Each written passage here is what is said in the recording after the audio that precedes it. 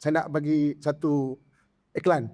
Kita hidup ni, jangan cari puas hati. Kita kena cari ubat hati.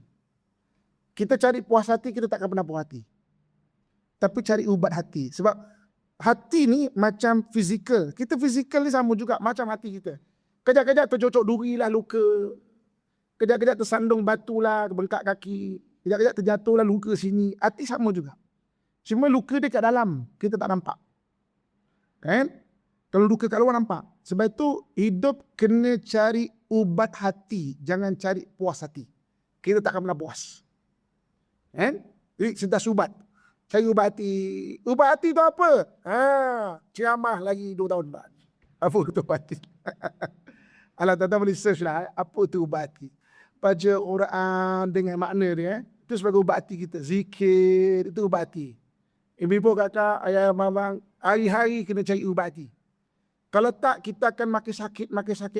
Itu Allah sebut, fi qulubihim maradun. Kalau tak cari ubat hati, dalam hati mereka ada penyakit, fazadahumullahu marad. Allah tambah lagi sakit. Lagi sakit. Kan? Kalau nak cerita sakit hati ni memang tak pernah habis. Saya sebelah office saya tu kan ada restoran.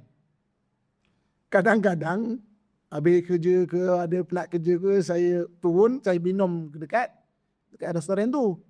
Kadang-kadang nampak Pak Haji ni saya suka menyapa. Satu hari tu saya menyapa satu orang Pak Haji.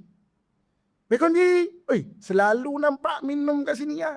Barangkali tertarik dia, sedap barangkali. Tiba-tiba dia melihat saya dengan muka yang penuh beremosi.